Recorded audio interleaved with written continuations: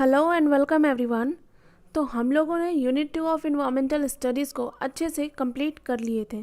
तो आज हम कवर करेंगे important questions of the chapter. तो ये क्वेश्चन सीरीज़ दो पार्ट में डिवाइड है, पहला ऑब्जेक्टिव टाइप और दूसरा सब्जेक्टिव टाइप। तो सबसे पहले हम डील करेंगे हमारा ऑब्जेक्टिव क्वेश्चन स्टार्ट करने से पहले मैं ये बता दूं कि अगर आपने अभी तक लेक्चर को नहीं देखा है तो प्लीज़ उसे प्लेलिस्ट में जाकर देख लें। और मैंने यूनिट 1 के भी सारे क्वेश्चंस को एक सेपरेट वीडियो में कवर किए हैं, उसकी भी लिंक मैंने डिस्क्रिप्शन में दे दी है, तो प्लीज़ आप उसे देख लो, उससे आपको सब्जेक्ट की और भी ज़्यादा लिंक मिल जाएगी। तो ठीक है, सबसे पहले स्टार्ट करते हैं हमारा पहला क्वेश्चन, जो क्या है, who coin the term ecosystem? And your option is Lucien Fabry, Herman Daly, Arthur Tansley या none of the above.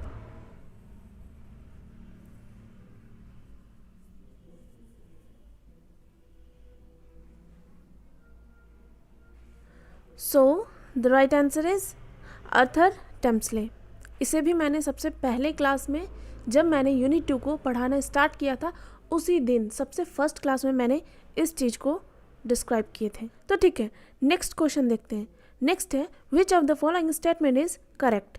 The structural aspect of the ecosystem refers to all the elements that make up an ecosystem. दूसरा option है, functional aspect refers to all the process and interactions performed by the organism in an ecosystem। तीसरा option है both 1 and 2 और चौथा है neither 1 and 2। आपको बताना है इसमें से सही आंसर कौन सा है।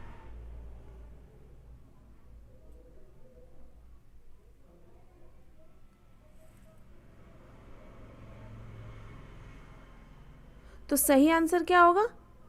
3 है ना, बोथ 1 and 2। कैसे? मैंने इसे भी अच्छे से डिस्क्राइब किए थे क्लास में कि जो स्ट्रक्चरल एस्पेक्ट होता है इकोसिस्टम का, वो सारे चीज़ को रेफर करता है जो कि इकोसिस्टम को बनाता है, that make up an ecosystem, है ना। और फंक्शनल एस्पेक्ट क्या होता है कि ये सारे ऑर्गेनिज्म जितने भी प्रोसेस और इंटरैक्शन इस पूरे इकोसिस्टम में परफॉर्म करते हैं, उसी को फंक्शनल एस्पेक्ट कहा जाता है ना। अगर कोई डाउट है तो आप प्लीज़ लेक्चर देख लो। तो नेक्स्ट क्वेश्चन देखते हैं। नेक्स्ट है, arrange the size of an ecosystem in decreasing order. Decreasing order में आपको इसे अरेंज करना है, तो आप जल्दी से देख लो इसमें से कौन सा सही है।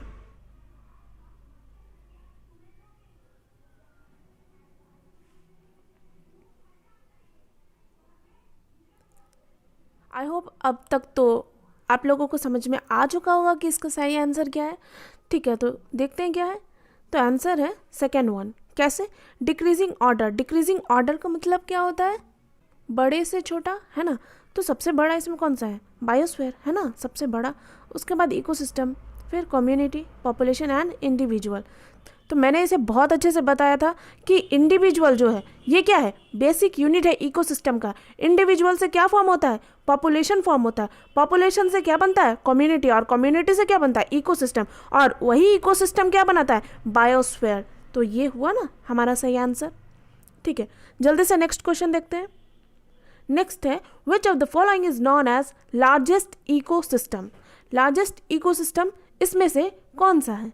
इकोसिस्टम खुद ही लार्जेस्ट है क्या, या फिर बायोस्फीयर, या फिर इकोस्फीयर, या फिर बोथ 3 and 4? आप सोचो इसमें से कौन सा सही है।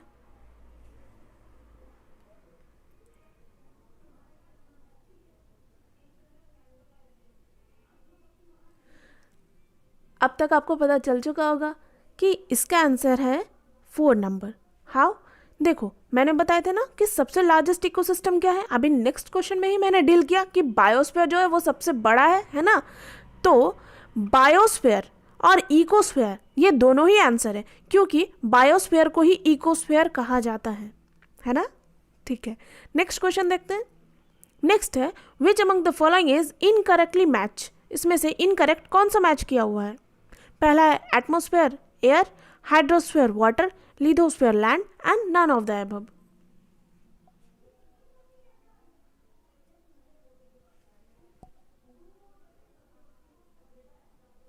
तो आंसर क्या होगा? None of the above. क्योंकि एटमॉस्फेयर तो एयर को ही डिनोट करता है, हाइड्रोस्फेयर वाटर को ही डिनोट करता है, लिथोस्फेयर तो लैंड को ही डिनोट करता है। तो ये तीनों तो सही है, तो आंसर क्या होगा? नन ऑफ द अबव, इसमें से कोई भी गलत नहीं है। ओके, नेक्स्ट क्वेश्चन देखते हैं। नेक्स्ट है सेलेक्ट द इनकरेक्ट स्टेटमेंट। क्या है पहला? Biosphere is present at extremes of the north and south poles. Second है the major difference between the various aquatic zones is due to salinity, levels of dissolved nutrients, water, temperature and depth of sunlight penetration. Third one is living organisms are not uniformly distributed throughout the biosphere, and the fourth one is most densely populated region is just above and below the sea level। ये सारे statement दिए हुए, इसमें से आपको पता करना है कि इसमें से गलत स्टेटमेंट कौन सा है। ठीक है,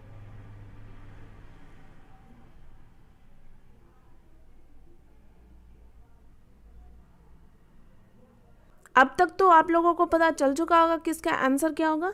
तो आंसर होगा फर्स्ट वन।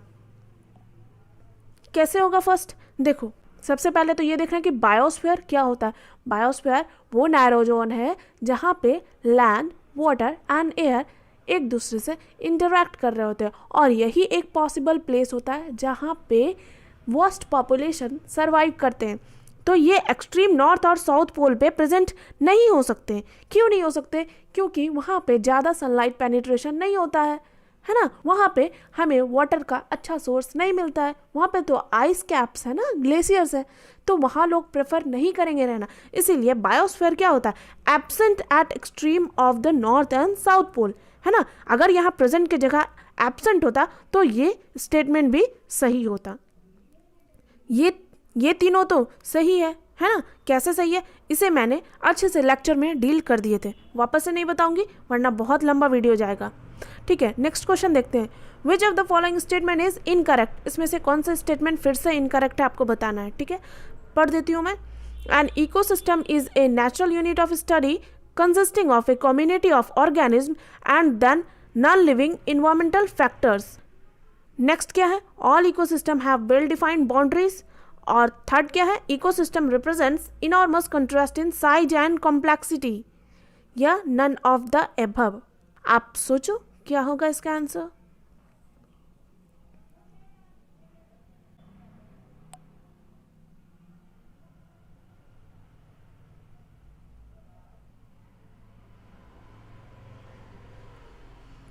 तो इसका राइट आंसर है all ecosystem have well defined boundaries.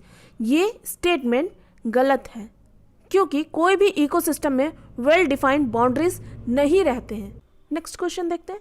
Next है which of the following statement is correct. इसमें से कौन सा स्टेटमेंट करेक्ट है? First one, an ecosystem having autotrophs and heterotrophs but no decomposers could be self contained. Second one is ecosystems are self-sustaining because they are well insulated from outside influences. Third one is both 1 and 2, and the fourth one is neither 1 and 2. So you think which one is right?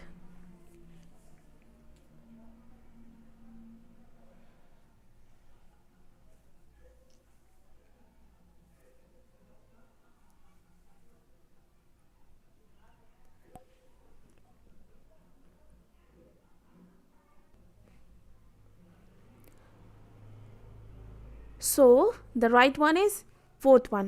How? देखते हैं। सबसे पहला statement क्या बोल रहा है कि an ecosystem having autotrophs and heterotrophs but no decomposers could be self contain. क्या इकोसिस्टम में डिकम्पोजर्स नहीं होते हैं? अरे होते हैं ना। तो ये स्टेटमेंट तो गलत हो गया। ठीक है, दूसरा देखते हैं कि ecosystems are self sustaining because they are well insulated from outside influences. क्या इकोसिस्टम सेल्फ सस्टेनिंग है क्योंकि ये आउटसाइड इन्फ्लुएंसेस से इंसुलेटेड है ना? ये तो एकदम गलत है। इकोसिस्टम में तो भाई हम एक दूसरे से इंटरेक्ट करते हैं, तो हमें आउटसाइड इन्फ्लुएंस तो चाहिए ही। ये इंसुलेट कैसे हो सकता है ना? ये अकेला नहीं हो सकता ना। तो ये स्टेटमेंट भी क्या हो गया? गलत। तो ये दोनों ही गलत हो गया। तो यहाँ पे क्या पूछा जा रहा था कि करेक्ट कौन सा है? तो यहाँ करेक्ट दोनों में से कोई भी नहीं है। नेक्स्ट देखते हैं। नेक्स्ट है which among the following is incorrectly match. इसमें से इनकरेक्ट कौन सा मैच है? फर्स्ट वन क्या है? Plants autotrophs. सेकंड क्या है? Consumers decomposers. थर्ड वन क्या है? हेट्रोट्रॉफ्स। फैगोट्रॉप्स, और फोर्थ वन है सेप्रोट्रॉप्स और रेड्यूसर्स।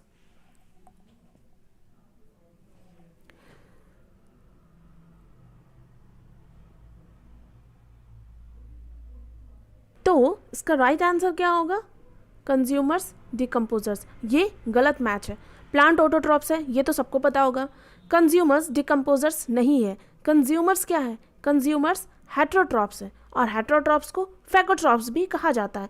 तो कंज्यूमर, हेट्रोट्रॉप्स और फैगोट्रॉप्स ये तीनों सेम है। डिकम्पोजर्स, सेप्रोट्रॉप्स और रेड्यूसर्स ये तीनों सेम है ना? क्योंकि जो डिकम्पोजर होता है, डिकम्पोजर का क्या काम है? डिकम्पोज करना। वो सेप्रोट्रॉप्स भी कहलाते हैं और रेड्यूसर्स भी कहलाते हैं, क्योंकि ये क्या करते हैं? सारे डेड डीके को रिड्यूस करते हैं, है ना? यहाँ पे करेक्शन होगा फ्रेंड, सेप्रोट्रॉप्स में SAPROTROPHS, सेप्रोट्रॉप्स। ठीक है, नेक्स्ट क्वेश्चन देखते हैं। नेक्स्ट है consider the wrong statement about trophic levels. पहला क्या है? It is also known as nourishment और फूड लेबल। दूसरा क्या है? It is occupied by a group of organism that have a similar feeding mode. Third one क्या है? द ट्रॉफिक लेबल 1 is occupied by the primary producers, and fourth one is none of the above. आपको बताना है इसमें से कौन सा रॉन्ग स्टेटमेंट है। आज मैंने बहुत सारे रॉन्ग, इनकरेक्ट इसी टाइप के क्वेश्चंस दिए हैं, क्योंकि ये एक तरह से क्या है? क्वेश्चन करना एक बहाना है रिवीजन करने की, इसलिए मैंने रॉन्ग स्टेटमेंट लिख दिए हैं। और वैसे भी एग्ज़ाम टाइम में बहुत सारे रॉन्ग स्टेटमेंट वाले क्वेश्चन आते हैं और हम सही सोच के उसे गलत कर देते हैं। आप लोगों की प्रैक्टिस हो जाए इसलिए मैंने इस टाइप के क्वेश्चन सेट कर दिए। ठीक है, तो आप लोग को इसका आंसर पता चल गया होगा। क्या है इसका आंसर?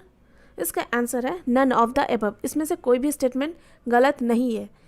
ट्रॉफिक लेबल को हम न्यूरिशमेंट और फूड लेबल भी कहते हैं, ये मैंने लेक्चर में बताए थे। इसे it is occupied by a group of organism that have a similar feeding mode, है ना? T1 में कौन प्रेजेंट होंगे? सारे प्लांट्स ही प्रेजेंट होंगे, है ना? Primary producer. यहाँ पे क्या कहा जा रहा है कि ट्रॉफिक लेवल 1 कौन ऑक्यूपाई करेगा? प्राइमरी प्रोड्यूसर, है ना? तो ये सारे के फंक्शन कैसे हैं? एक जैसे। फिर ट्रॉफिक लेवल 2 T2 कौन ऑक्यूपाई करेगा? जो हार्बीवोर्स है ना? तो वो सारे के फीडिंग मोड क्या होंगे? सेम होंगे। तो यही कहा जा रहा है कि ये हमेशा कौन ऑक्यूपाई करेगा? जिसका सिमिलर फीडिंग मोड हो और फंक्शन एक जैसे हो।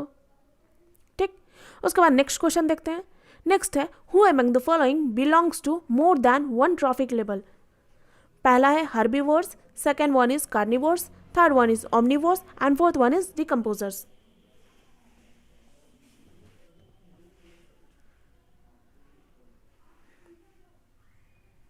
तो सही आंसर क्या होगा? सही आंसर होगा ओमनिवोर्स। ओमनिवोर्स कैसे? ओमनिवोर्स वैसे कैटेगरी में एग्जिस्ट करते हैं जो हार्बीवोर्स भी हो और कार्निवोर्स भी हो, यानी कि हम ह्यूमन बींग्स, हम सारे ह्यूमन बींग्स किस में बिलोंग करते हैं? ओमनिवोर्स में, है ना? हम क्या करते हैं? हम मीट भी खा लेते हैं और प्लांट मटेरियल भी खाते हैं, है ना? यानी कि ये तो दोनों चीज़ पे फिट कर रहे हैं और ये दोनों चीज़ पे फिट कर रहे हैं, तो ये क्या होंगे? एक से ज़्यादा ट्रॉफिक लेवल में बिलोंग करेंगे, इसीलिए ओमनिवोर्स को ट्रॉफिक लेवल में मेंशन नहीं किया जाता है। ठीक है, उसके बाद नेक्स्ट क्वेश्चन देखते हैं। नेक्स्ट है सेलेक्ट द करेक्ट स्टेटमेंट। इसमें से करेक्ट कौन सा है? क्या लिखा हुआ है कि द एनर्जी, यहाँ पे दिस नहीं होगा फ्रेंड, द होगा। ठीक है, the energy always flows from lower to higher trophic level. ठीक, नेक्स्ट क्या है? There is a loss of some energy in the form of unusable heat at each trophic levels, and the third one is both 1 and 2 and fourth one is neither 1 and 2। सो बताओ, सोचो आप क्या answer होगा।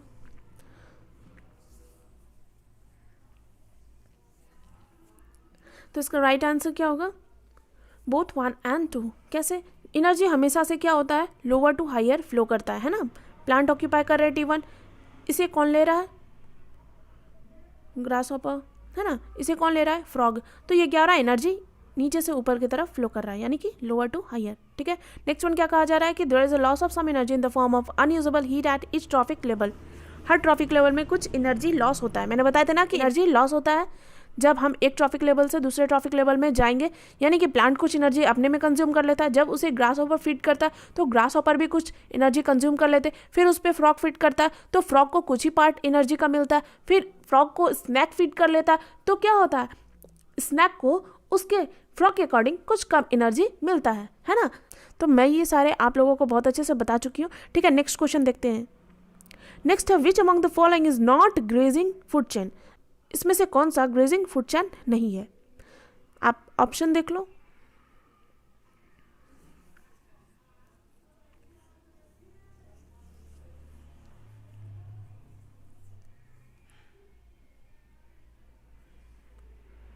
ठीक है, तो मैं आंसर बताती हूँ। आंसर क्या होगा? This one. ठीक है, कैसे? देखो, ग्रेजिंग फूड चेन क्या नहीं है इसे बताने के लिए पहले ये जानना होगा कि ग्रेजिंग फूड चेन क्या है। ग्रेजिंग फूड चेन क्या होता है?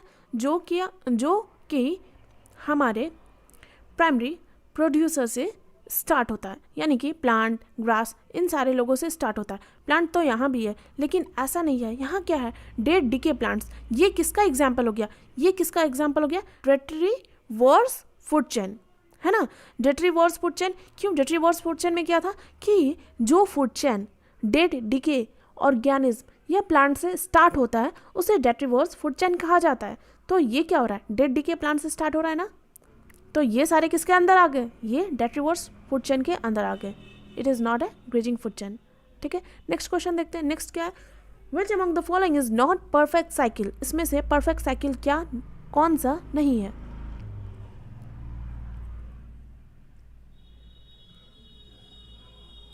ठीक है, बहुत ही आसान क्वेश्चन है, बता देती हूँ। क्या होगा? Sulphur cycle. कैसे सल्फर साइकिल? देखो, परफेक्ट साइकिल क्या होता है?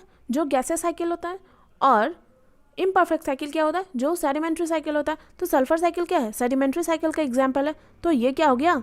ये परफेक्ट साइकिल नहीं हुआ। So this is the right answer. अब परफेक्ट साइकिल क्या है, इम्परफेक्ट साइकिल क्या है, अगर ये सारे आप लोगों को नहीं पता है तो प्लीज़ लेक्चर देख लो। अगर मैं यहाँ बताने लगी तो बहुत ज़्यादा लंबा वीडियो चला जाएगा, है ना। नेक्स्ट क्वेश्चन है which among the following bacteria convert ammonia into nitrite. Azotobacter, Nitrosomonas bacteria, Nitrobacter and Rhizobium. Which one?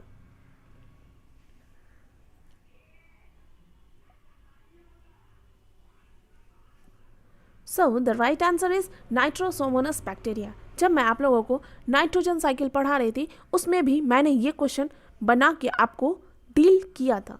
तो राइट आंसर क्या होगा? Nitrosomonas bacteria. नेक्स्ट क्वेश्चन है which among the following bacteria convert nitrite into nitrate. ये भी nitrogen cycle से question है। क्या होगा? एजोटोबैक्टर, नाइट्रोसोमोनस बैक्टीरिया, नाइट्रोबैक्टर या राइजोबियम। नाइट्रोसोमोनस बैक्टीरिया तो नहीं हो सकता है क्योंकि इसके पहले क्वेश्चन में ये डील हो चुका है कि ये क्या करता है? अमोनिया को नाइट्राइट में कन्वर्ट करता है। तो इसका आंसर क्या होगा? चलो, एक ऑप्शन तो एलिमिनेट हो गया, 3 है आपके पास, बताओ।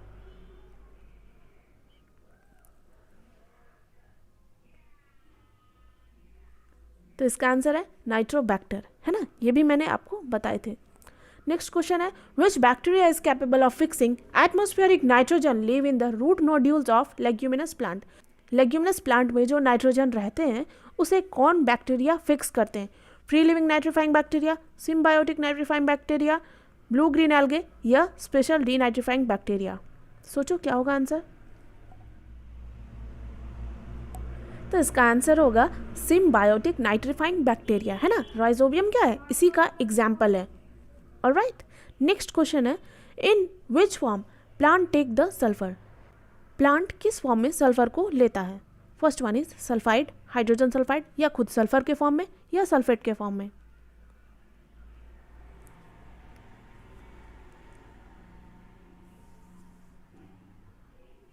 तो प्लांट डायरेक्ट सल्फर को कंज्यूम नहीं कर पाता, तो इसका राइट आंसर क्या हो गया? प्लांट सल्फेट के फॉर्म में इसे अपटेक करता है। ओके, नेक्स्ट क्वेश्चन है which of the following contribute to the carbon cycling. Carbon cycling में इनमें से कौन से कंट्रीब्यूट कर रहे हैं? पहला है रेस्पिरेशन, दूसरा फोटोसिंथेसिस, तीसरा है फॉसिल फ्यूल कंबशन या ऑल ऑफ द अबव। आप सोचो इसके आंसर क्या होंगे।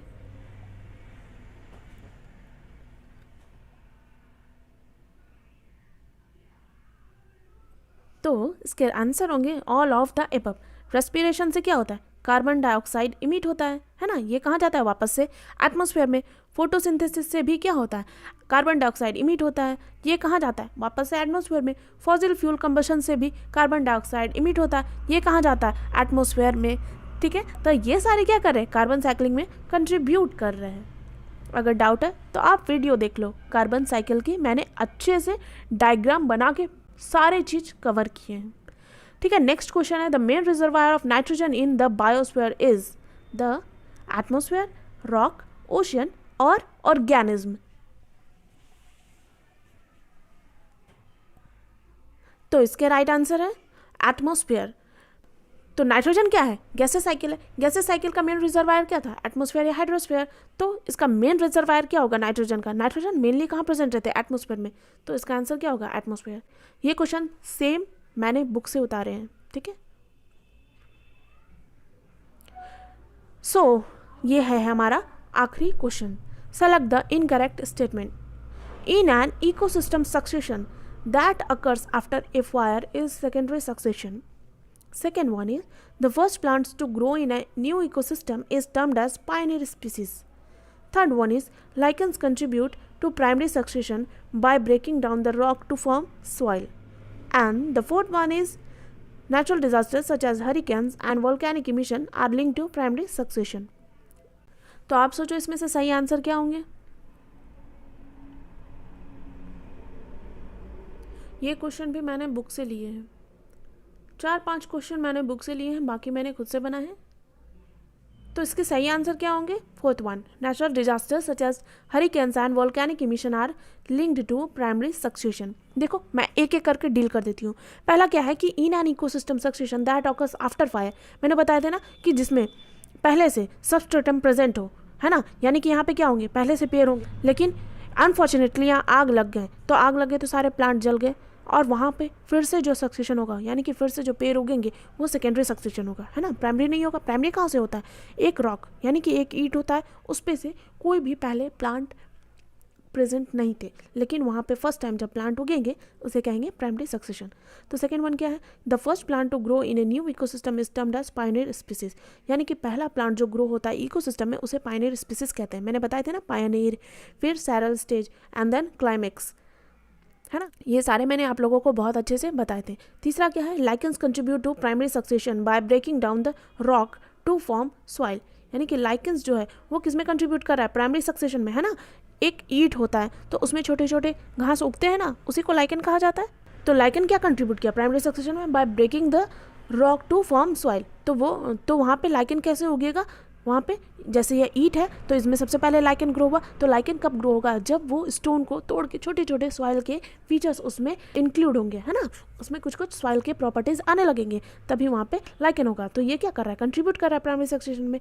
कैसे? ब्रेक डाउन करके rock to form soil. Okay, ये लास्ट वन क्या है? Natural disaster such as hurricanes and volcanic emission. देख, कोई भी नेचुरल डिजास्टर आएगा तो वो हमेशा प्राइमरी सक्सेशन से नहीं सेकेंडरी सक्सेशन से लिंक होगा। ऐसा क्यों बोला जा रहा है? क्योंकि वहाँ पे पहले से ऑलरेडी प्लांट प्रेजेंट है, लेकिन अनफॉर्चुनेटली कोई नेचुरल डिजास्टर की वजह से अगर वो गिर गए या उसमें आग लग गया तो वापस से जो पेड़ उगेगा तो वो किसका एग्जाम्पल होगा? सेकेंडरी सक्सेशन का। कैसे होगा? क्योंकि वहाँ पे पहले से पेड़ प्रेजेंट थे, है ना। अब प्राइमरी का मतलब क्या होता है? वहाँ कोई पेड़ प्रेजेंट नहीं है।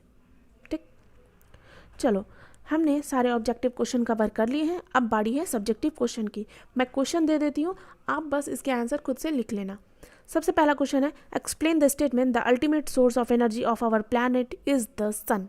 इसे मैंने बहुत ही अच्छे से बताया है कि सन ही क्या है? हमारा अल्टीमेट सोर्स ऑफ एनर्जी है। कैसे है, क्यों है, ये सारे आपको इस आंसर में लिख देने हैं। ओके, फिर दूसरा क्वेश्चन क्या है? What are the types of bio geochemical cycle and what are the distinguishing feature. Bio geochemical cycle के कितने टाइप है और उसकी क्या क्या फीचर्स हैं, इसे लिखना है ना। मैंने बताया था बायो जियोकेमिकल साइकिल मतलब 2 साइकिल आते हैं इसके अंदर में। कौन कौन? गैसेस और सेडिमेंट्री साइकिल। गैसेस साइकिल के अंदर में कौन कौन से साइकिल आते हैं? Water cycle, carbon cycle, global carbon cycle, nitrogen cycle. और सेडिमेंट्री साइकिल के अंदर में क्या आते हैं? Sulphur cycle. ये सारे मैंने अच्छे से डील कर दिए हैं, आप इसके वीडियो को देख लेना, उसके बाद अच्छे से आंसर लिख लेना। तीसरा क्या है? Describe the pathways where by atmospheric nitrogen is converted into fixed forms that are usable by plant. क्या क्या पाथवे है एक एटमॉस्फेरिक नाइट्रोजन को फिक्स करने का, है ना, क्योंकि प्लांट डायरेक्ट नाइट्रोजन तो ले नहीं सकता, उसे फिक्स करके उसे लेना पड़ता है। तो क्या क्या रास्ते हैं, ये सारे आपको इसमें बताने हैं। ये 3 क्वेश्चन मैंने आपको बताए, लेकिन सिर्फ ये 3 क्वेश्चन से ही चैप्टर कंप्लीट नहीं होगा, इससे रिलेटेड बहुत क्वेश्चन हो सकते हैं। आप सोचो, आप उसे लिखो, लेकिन सारे क्वेश्चन इसी टाइप के होंगे, है ना। तो आप इसे अच्छे से पढ़ सकते हो। आपको कोई भी डाउट लग रहा है, आप पूरे लेक्चर को फिर से देख सकते हो। तो आई होप आपको सारे क्वेश्चन समझ में आ गए होंगे। अगर कोई डाउट बचता है तो प्लीज़ आप वॉच लिस्ट में जाके मेरे सारे लेक्चर्स देख लो, इससे आपको और क्लैरिटी आ जाएगी। तो मिलते हैं हम नेक्स्ट सेशन में। आज के लिए मैं इतना ही छोड़ती हूँ। तो प्लीज़ मुझे सपोर्ट करें और मेरे चैनल को सब्सक्राइब करें। Thank you so much friend, have a good day.